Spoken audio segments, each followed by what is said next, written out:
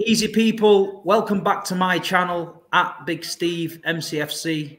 And tonight I've got a very, very special guest. He was one of my favourite players growing up.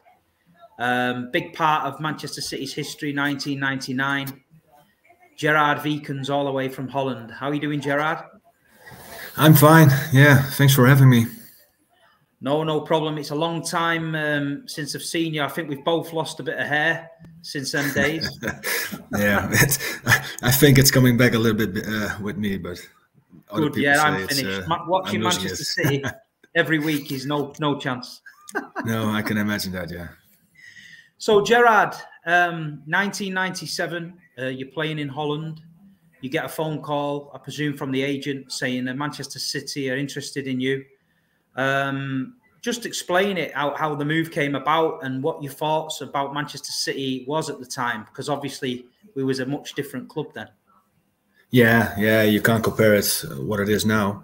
But I was playing in the first division in Holland, so not in the highest league, and I played for my club when I was 17 up to 24, and then I moved over to England. There was a lot of interest from clubs in Holland, and but there was no Bosman arrest, so the club Veendam, where I played for, they could ask whatever they want for a fee. So it was difficult in Holland to go to another club. I was lucky because I did play on the highest level, that I was playing for the Holland squad. It was the under 21s, the under 18. And there were a lot of scouts there, and I think also the City scout. They saw me playing for Holland, and that was the reason they were interested. And I didn't know much about City, to be honest, because we could see in Holland Match of the Day every Saturday evening, but City was playing also in the first division, not in the highest league. So when I heard that a club in England were interested, yeah, I'm not sure if it was a dream, but England, playing in England, yeah, it looked very nice for a footballer to play there. The stadiums, the opponents, not the weather, but no. But no, when I heard of City, I thought, yeah, I want to go. And then my old club did a little bit difficult for letting me go, and at the end they said yes, and I moved to City. No, it was good. I mean, I'm trying to remember back. Did you play a pre-season game at Blackpool?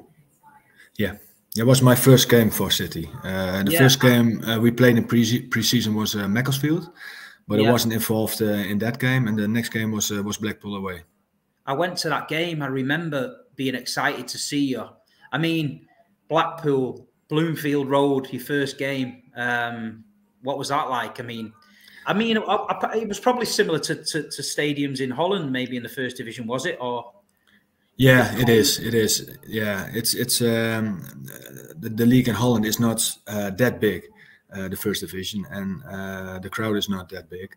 But yeah, playing in Blackpool, the first game I saw was against Macclesfield. I was in the stand to watch my team, my new team, and there was a stadium similar like I'm used to in Holland, and Blackpool is really the same. But when you have a pre-season in Holland, you start with lower clubs because it's easier, and then the opponent will get better along the pre-season progresses. So I thought Blackpool, well, it would be an easy game, but it was very, very hard, and I think it was a draw. And yeah, I think that was the first. Yeah, and it was the first thing I had in England, the first experience with football. That there's no easy game. If you play against a lower division in Holland, it's okay because they're not that good. But in England, they're working hard. They're always doing the best, and there's no easy game. And that was my first experience there. And then it's a total opposite experience. Then the first game of the season, that season, Main Road, Portsmouth. 2-2. Yeah. You actually scored in that game. I mean, what's the feeling like when you walk out on Main Road? I mean, Main Road to me and most Manchester City fans was a special place, really special feeling around the place, had a different feel to it. But I mean, from you coming from Holland, Macclesfield, watching against Macclesfield, then Blackpool, and then coming into that game against Portsmouth, I mean, when you came out to warm up and you look around that stadium, you must have been impressed with it, with like 30,000 fans there. Yeah, it was unbelievable. In Holland, I'm used to play in front of 4,000. That's a big crowd.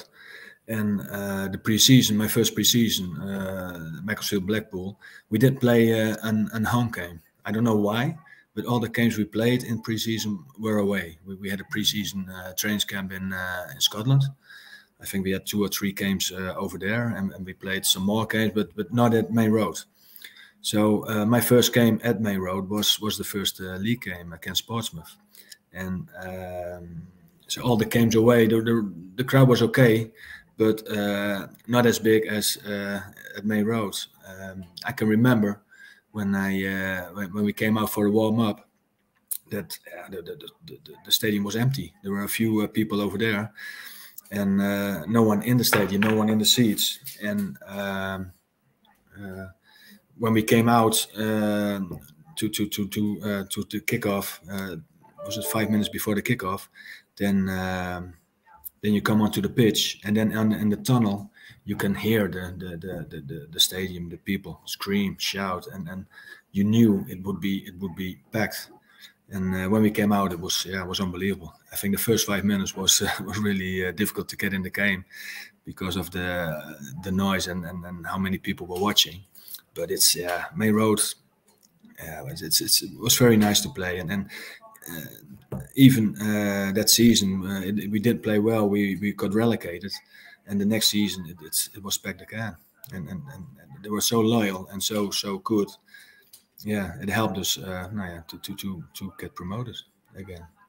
Yeah, the City fans at Main Road, they were special, and we always backed our team. I mean, that season, you played quite a few games in your first season. I mean, coming over from Holland, playing in front of the crowd week in, week out, you must have realised then that this club was massive and it was just waiting to take off. And I thought that you took to the English game really well. I thought you was composed. I thought you just did your job, and I think City fans respected that. You know, you came in from a different league.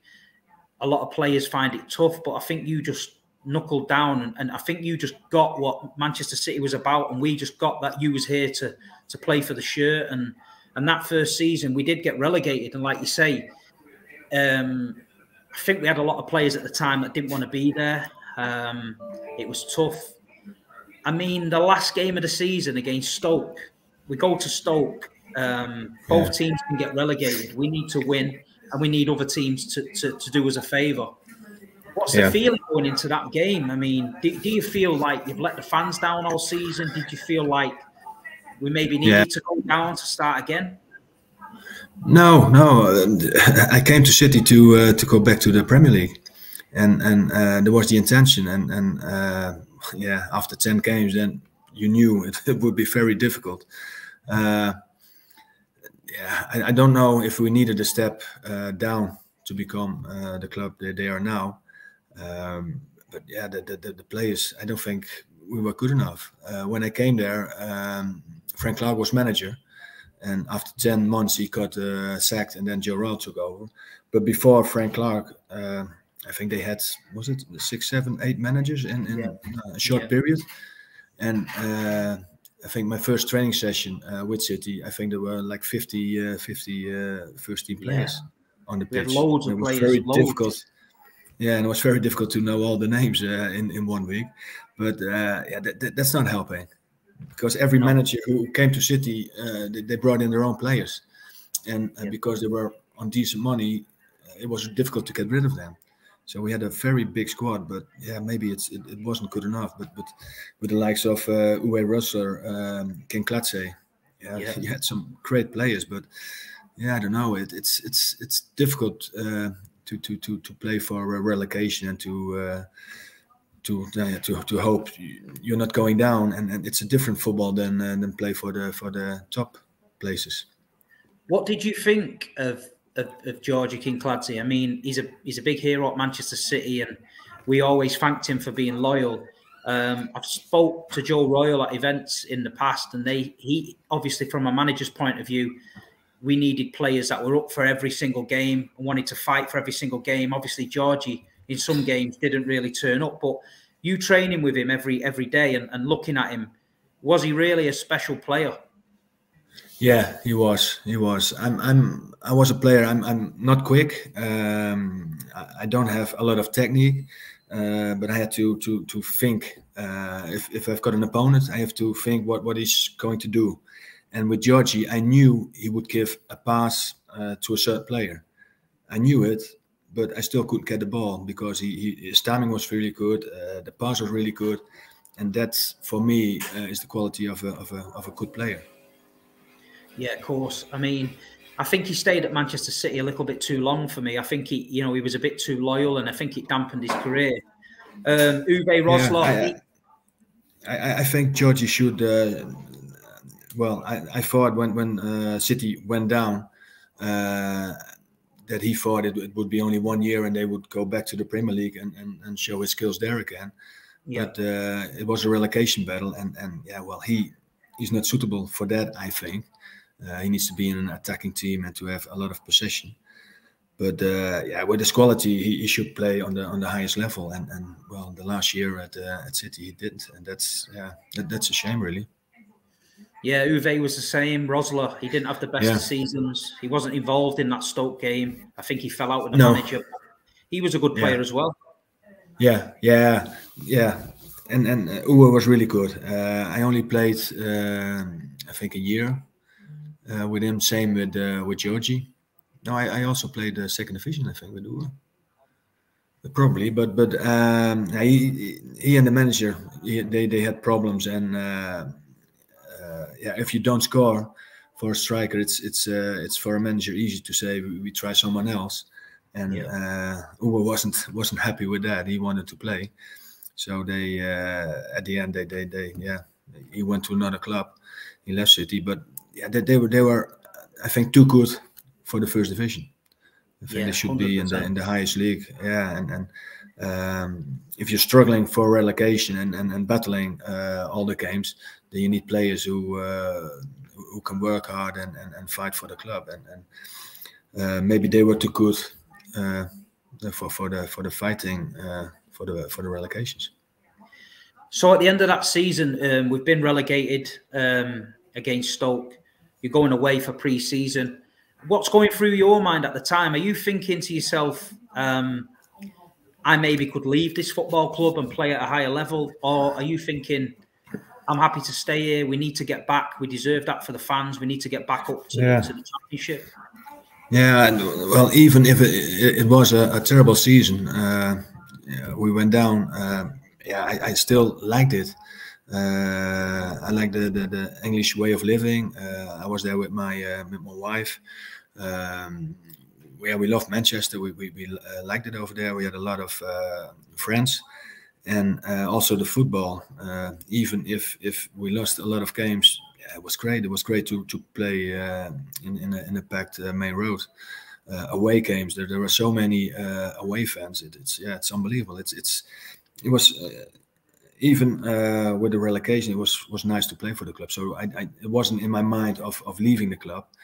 And like I said, in the first division, my first year, yeah, I thought we would be champions and go back to the Premiership or Premier League.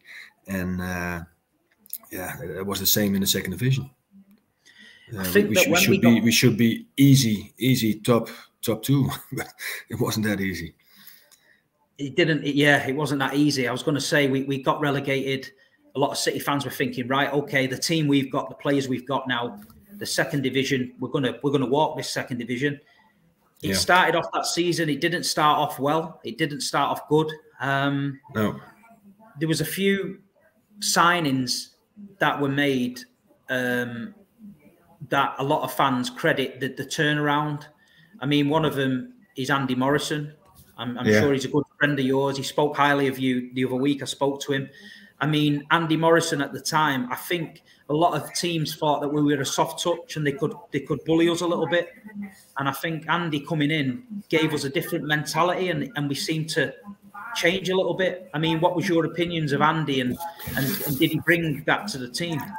Yeah, I didn't know him as a footballer, and when he came to the club, it was a massive, big lad. He could play. He could play as a center defender. It was nice to play alongside along him. But yeah, it started in a tunnel. He was up for a fight and intimidate the opponent. It was really nice to see, and I think it was a good sign. He was struggling with his knee, so I don't think he played a lot of games. But the games he played, he was important. He scored a few important goals, and he helped us getting back to the first division, get out of the second division. There were some players in that team. Now, it's weird to say this, but I spoke to Kevin Horlock recently, and Kevin said to me that we were probably the worst team in Manchester City's history, but we seem to be the most loved. Everybody loves them players, like yourself, Richard Edgill, Jeff Whitley, Nicky Weaver, Terry Cook. You know, who were the players? Who was the players in that team that, you know, you got on best with the most at the time? Who helped you in yeah, but when I came over, there were only two foreigners. I was the third one, I think. Uwe and Georgie were there, and Uwe helped me a lot in the first few months to show me around and to help me and help my wife. And I got on with Kevin Horlock, really good. Paul Dickhoff, Nicky Weaver.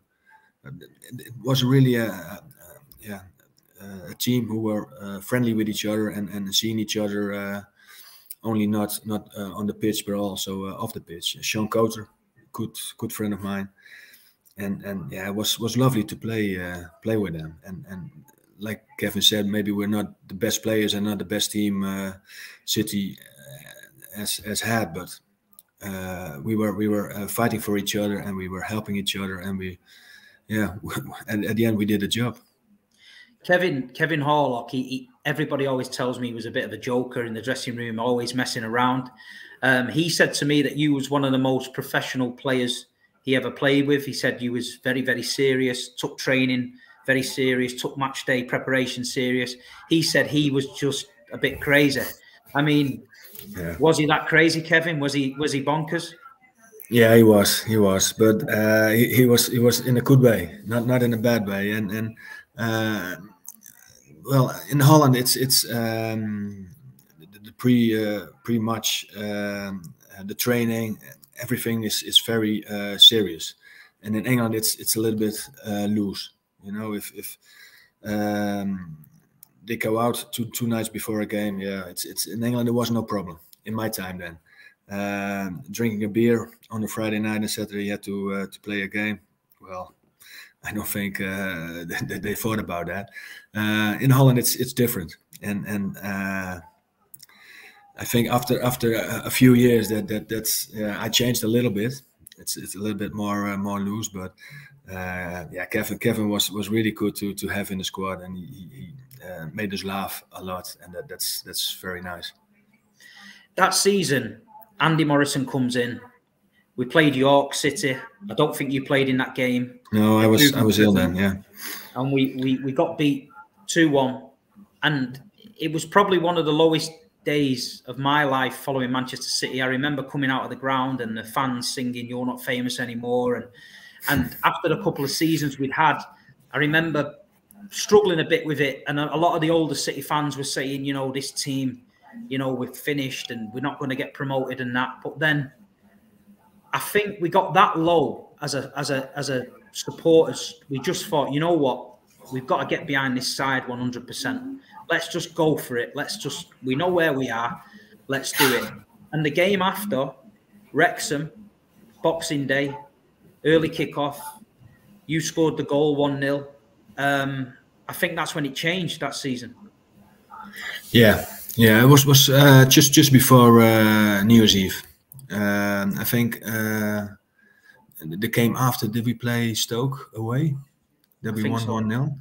Yeah, but after that we got a run, and before that it was, I don't think we were like by the top 5 of the table, and after Wrexham, it turned around, and then we won a lot of games, and then we came closer to the first and the second spot.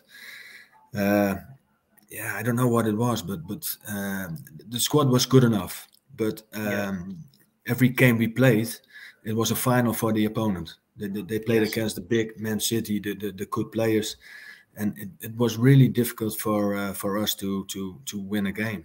And the quality was there, but the opponents made it very hard for us. But at the end, we got it right, but it was a battle.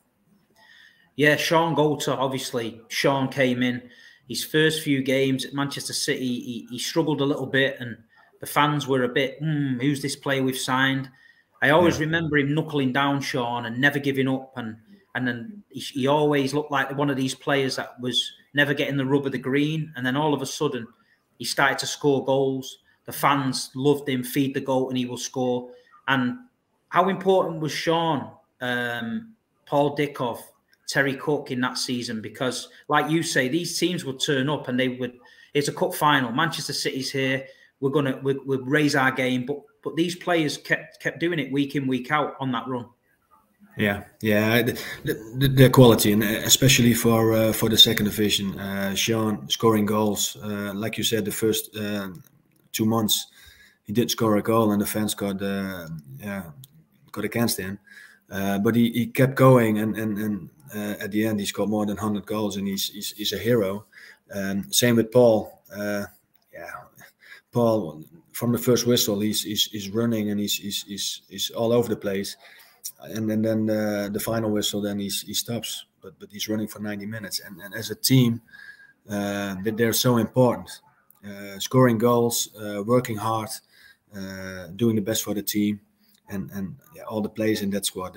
They're Terry Cook. Yeah, he came. I think he came from United.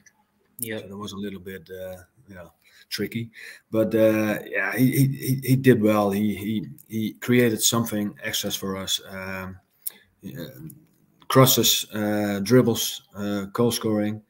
I think there was the game against Wrexham when I scored. Was it Boxing Day? You said, eh? Yeah. He was playing for Wrexham, and after that game, he did really well. And after that game, City took him. Yeah. But they're important players, and we can name them all. They're all good. Andy was brilliant. Richard, Agile, they're all.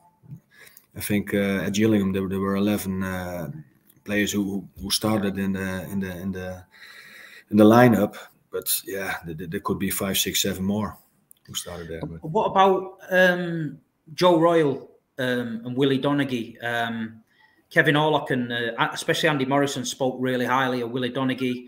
I mean, what was Joe Royle like on your career? Did he have a big impact on your career at Manchester City? He had a big impact. Some players didn't see eye to eye with him. Some players didn't really like him, I believe. No, but I can't imagine that. Well, I can imagine if you're not playing and then you don't get on with the manager. I was playing, so I'm not complaining about that. But no, I really liked him. In Holland, it's normal when you're the manager. You're on the pitch every day, and you're leading the training session. In England, it's a different story. Willie was on the pitch every day, and Joe Royle, he came on the Friday to the pitch, and he decided who's going to play, and he was in charge on Saturday. And the rest of the week he was, I think, in his office, doing businesses with players and other clubs.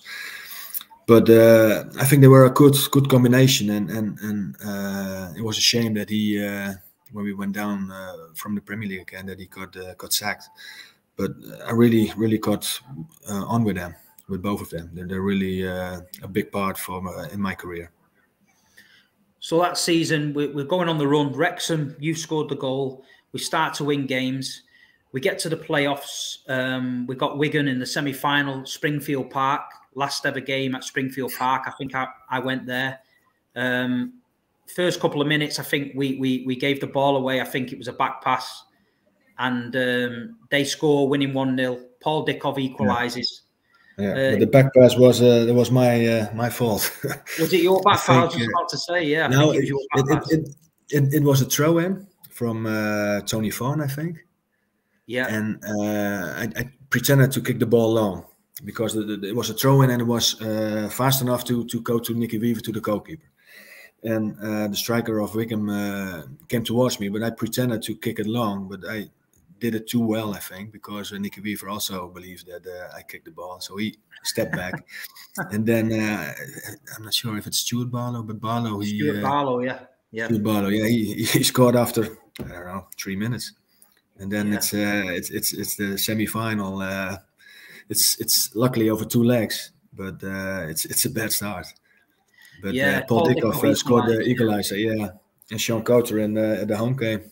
That main road with his chest, I think. Well, they say his arm, but we say his chest. But main road, it was difficult to see. The game, we won that game and got to the final of the playoffs. The fans invaded the pitch as if we'd already won promotion. I mean, I think players were getting carried above their heads. You maybe even got carried above your head. I don't know. But did you think, hold on a minute, the fans are getting a bit too carried away here. We've not won it yet. You know what I mean? Or was you live in the moment and just thought, I'm going for it? Yeah, I know, because it was a tough season and everybody expected us to be easily promoted. And we were struggling and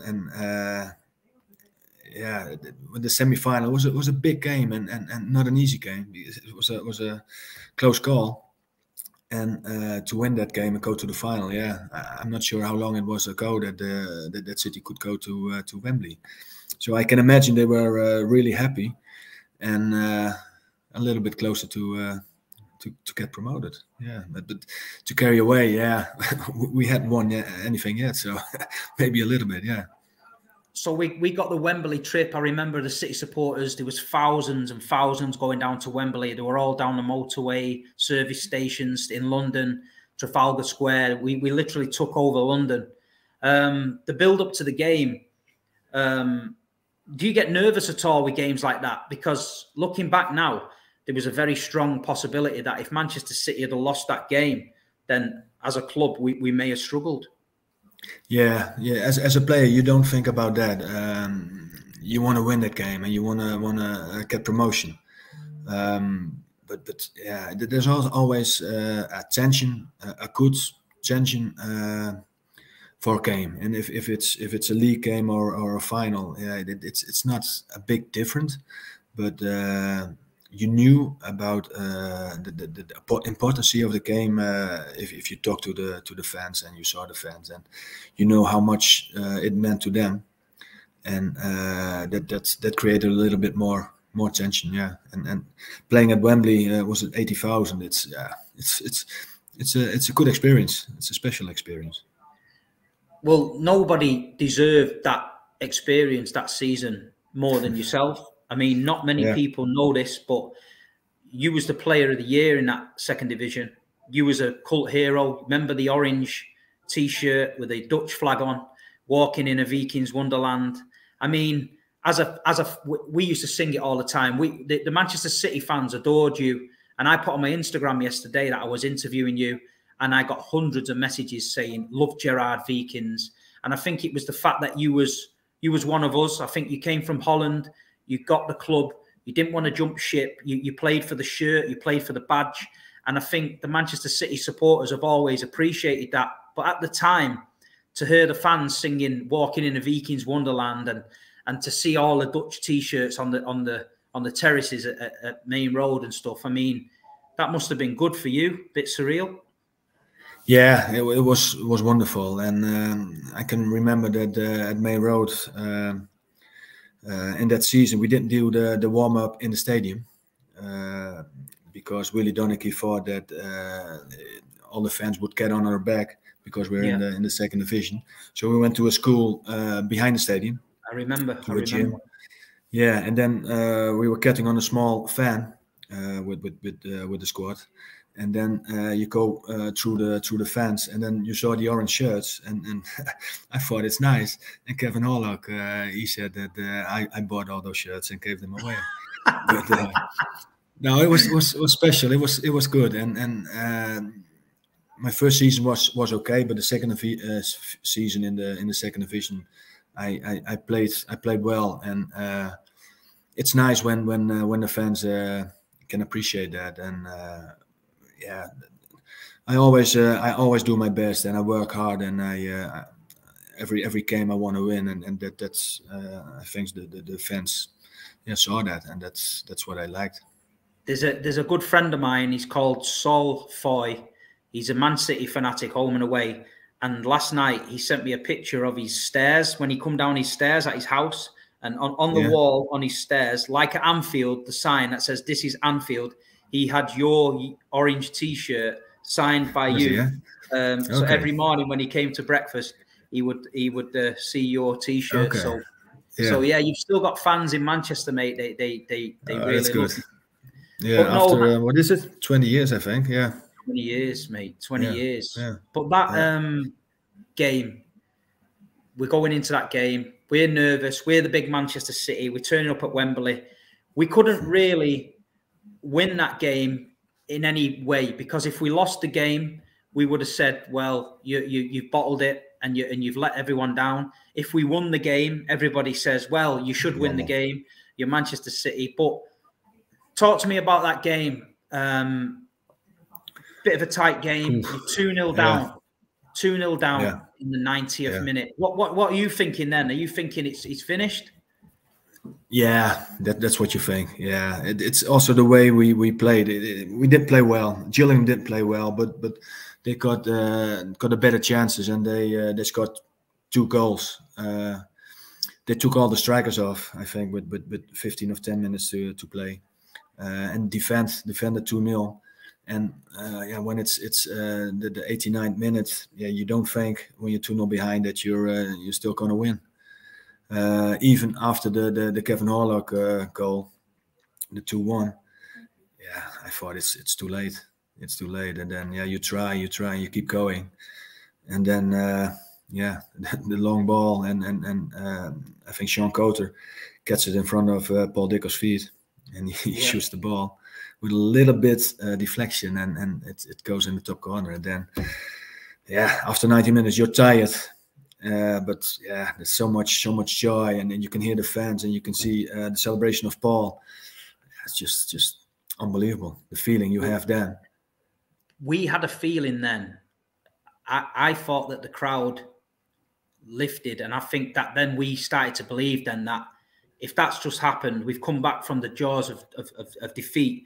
I think we thought we're going to win this now, and I think that really hurt Gillingham. I think Gillingham were dead on the feet at that point. I thought that them 2 goals knocked the stuffing out of them.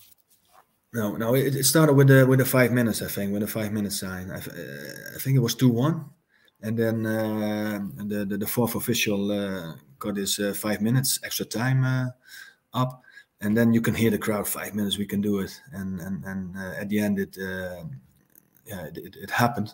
And then extra time, you think, well, they're down, they don't have any strikers anymore, we're gonna do this.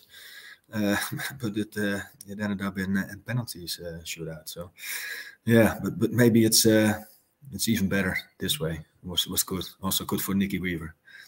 Was your name down on the list for the penalties? We practiced I think the 2 weeks before, and I scored a lot of goals, but I'm not a good penalty taker. I think the 5th one was Ian Bishop, but he didn't have to take it. But after that, I would be on. But luckily I didn't have to go. Do you know the scariest moment for me in that penalty shootout was Richard Edgill walking up to the ball, and when he hit it and it hit the bar, the underside of the bar and in, he turned away like he meant that, but I was absolutely frightened to death. I thought he fluked it. I think Richard also was frightened. It's a lot of pressure, and to take a penalty, and Richard's also from part of a crowd. He got a little bit. Yeah, you did. They weren't happy with him, but yeah, he stood up, took the penalty, and yeah, you have to be really tough to take a penalty then. No, and he scored. He did well. Nicky Weaver did that. We finally got promoted. Pre-season again, you not thinking of leaving. You've had a fantastic season in Manchester. You Player of the Year.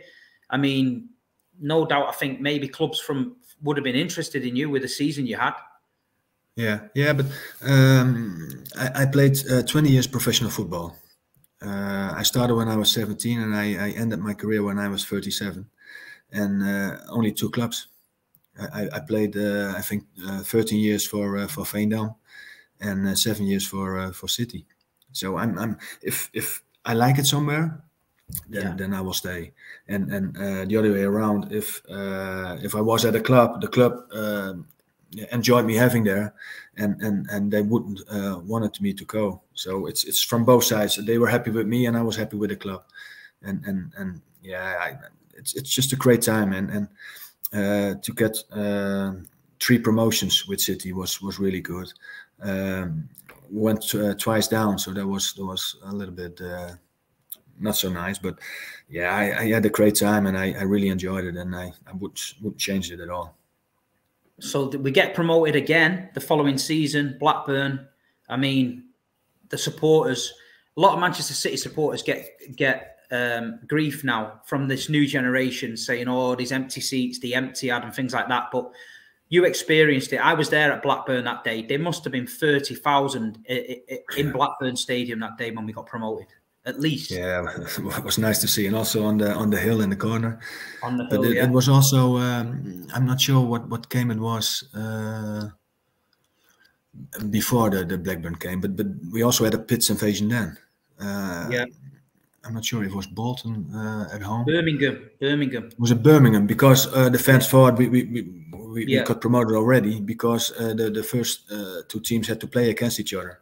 Yeah. But it was not a good result for us in that game. But I can remember that they thought we were there also, lifting on the shoulders, but we still weren't there. And then the Blackburn game, I think in the training before the game, probably was on a Saturday, and we trained on a Friday. I got injured, so I couldn't play. So I was really not happy with that. So I had to watch it from the sidelines, and then it's really hard. And you see the first half, and you think, oh, it's not going well.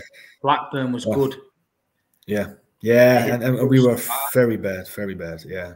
So I think at halftime it's not going to happen, but then the second half it just turned around, and yeah,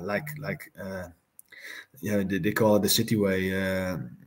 Wembley was the same, and you don't think we're going to do it.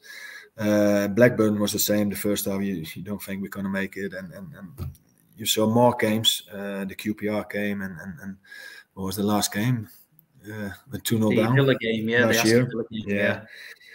You know, that's a City way. Yeah, first think we're not going to make it, and then the joy is better then, because from low to a high, it's quality. So when you finally got to the Premier League, I mean, it's been some journey for the fans. It's been some journey for yourself. What are you thinking going into that Premier League? You know, the signings that we made.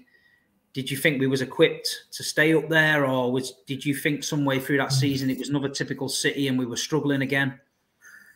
Yeah. You think when you start the season that the team will be good enough. We got promoted, so that was okay. So you're one of the best teams in the first division. You go to the Premier League, and you know it's going to be tough because they're all good teams. But I thought maybe mid-table. But not to get relegated. But I think the first game was Charlton away, and we lost 4-0. And Charlton also got promoted that season. And then you know it's going to be very hard, and we have to work hard to stay in the league. But it didn't happen. No. So we dropped down again, and then we bounced back again. Yeah. I'm going to skip it to the Manchester derby. The last ever Manchester derby at Main Road. Obviously, being a City fan, we never had any joy against Man United for years. We're playing the last derby at Main Road. You've been picked. I think there was you, Matomo, Richard Dunn at the back, coming up against Man United with Van Nistelrooy.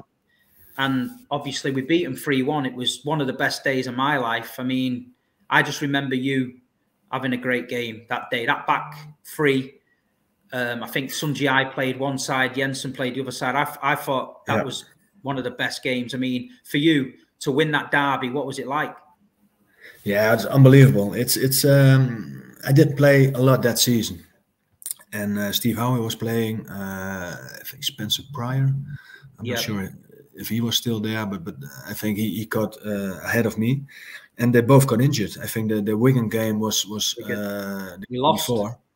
Yeah, we lost that one, but Steve Howe got injured, and then suddenly it's Matomo and Wiekens at the back with Dunn in the middle. I can imagine that the City fans thought it's not going to be easy. This, playing against United at home, last derby at Main Road.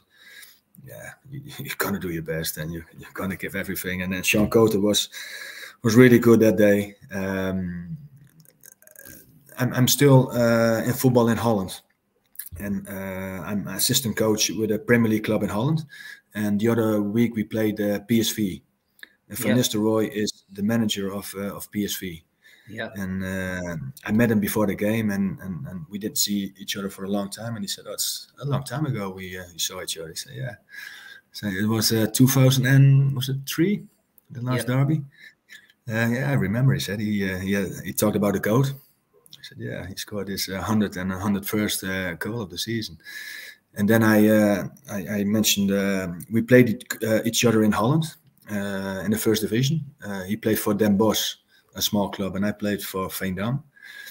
And I told him that we had a good challenge also there. I said, "Yeah, can you imagine that we played there, and then a few years later we play City against United? It's just unbelievable." Wow. So it was nice to see him back, and yeah, it's nice to play against good strikers. And when you play in the Premier League, there's always good strikers. And for me that day, it's just make sure he didn't score, and he probably was the goal scorer in the Premier League, but he didn't score that day, and I was really happy, and we got the 3 points, and it was big relief. It went down in history of that game, and at the time I was a young boy and never had much to celebrate against Man United, but that night we celebrated hard in Manchester. Manchester was blue that night, let me tell you. I remember that. I was celebrating also. Yeah. But just a few things. A few people sent questions in loads. I couldn't get through them all. One of the guys on the Instagram asked me, "What's your thoughts on Nathan Ake at the minute in the Manchester City side?" Obviously, he's getting better and better. The last game he really played well. He scored the goal against Arsenal. He had a really good World Cup for Holland, and at the beginning he didn't play a lot, but now I think he's one of the first names on the team sheet. And now I think with Cancelo gone to Bayern, I'm not sure if it's done deal, but I think Guardiola thinks he's got a good left back. Yeah, definitely. Yeah, but he's doing well. What another one someone asked me was, who's the best player you ever played with? I think a few. Like you mentioned before, Kevin Horlock. He's a little bit underestimated. People didn't see what he could do. With his left foot, he was so good. He could score a goal. He could give an assist. He probably was Kevin De Bruyne in his time. Not quick, but he saw the play, and I think he really was a good player. And also Ali Benarbia. I think he got us promoted in the, what was it, the 2000 2001. Yeah, Probably, I think so. but yeah, I'll I'm not sure when he came, but he came. Yeah, and also Ali. When he came to the club, I didn't know him, and I saw him train the first training, and I thought, I don't know, because he didn't look that good, but he could play. He was really a Kevin Horlock said player. the same. He said when he first turned up for training, they looked at him as if to say, "Who was this guy?" And then all of a sudden, he looked old. He looked not quick, but yeah, he could see things that's many players don't see, and I think Sean scored a lot of goals, but also thanks to him. Thanks to Eyal Berkovic as well. Eyal was a great player. Yeah. Al was a really good player. He similar to Benarbia, but I think Ali was a little bit better than Al. But Al was quality. Yeah. Was you there when George Weah signed? Yeah. I mean, that must he have wasn't been the World Player of the Year in his time. Yeah, so, a really good player. He was a little bit over the hill, I think. But you could see he was really top class. But we were in a relegation battle, and for a striker, it's very difficult to show your skills if you only have to defend. But I was lucky to play with him. I was happy that he was my teammate. And looking at the Manchester City team now, Pep Guardiola, obviously fantastic manager. Do you get over to the Etihad much nowadays, or are you busy with Mcfc? Yeah, it's difficult because I'm still in football and we've got the same schedule. If I'm free, then City is free. But I try to get over. But I've got two sons. They were both born in England, and they go a lot more than I do. But yeah, it's once or twice a year I'll try to get over. And if there's a Champions League game near Holland, then I can go if it's on a good day. I think I met one of your sons in Dortmund. He never told me he was your son, but I met him. But I also met you many years ago. I don't know if you remember, in the Arkles pub outside Liverpool. You was there. You was there with your chairman, I think, from one of the teams. Yeah. And with my old team. I noticed you in the pub. Not many people did, and I came over to you and talked to you, and I stood talking to you for a while there. I think he was a Liverpool fan, if I'm not mistaken, your chairman. It was his birthday, and he got a birthday present, 2 tickets for the Liverpool City game, and he asked me to go with him. So we went that day. I remember. I remember that we went before the game. We went in the pub, and I also remember that you were telling me about the culture difference in Holland and in England. Like a lot of the players had bars in the house in England. They used to have a drink and stuff. I remember that, you telling me that. Have you got a bar in your house now, Gerard? Has it rubbed off on you? Yeah. I think it was the first thing, and I moved over to Holland. The Carriage it's a bar now, and probably 10 years ago I was in there a lot. But now the children took it over, so I'm not that much there anymore. No, that's brilliant. But, Listen, Gerard, but that's one thing I got from England. Yeah, the pub in my house. No, that's brilliant, Gerard. Listen, it's been an absolute pleasure. I really do appreciate you giving up your time to speak to me. I was a massive fan of yours. A lot of my YouTube followers are all my age. We all grew up watching yourself. I just personally like to thank you for always giving 100% for this football club and never letting us down. And I appreciate you taking your time out and having a chat with me. Yeah, no problem. Thanks for the nice words. No problem. Thank you very much, Gerard. Okay, thank you.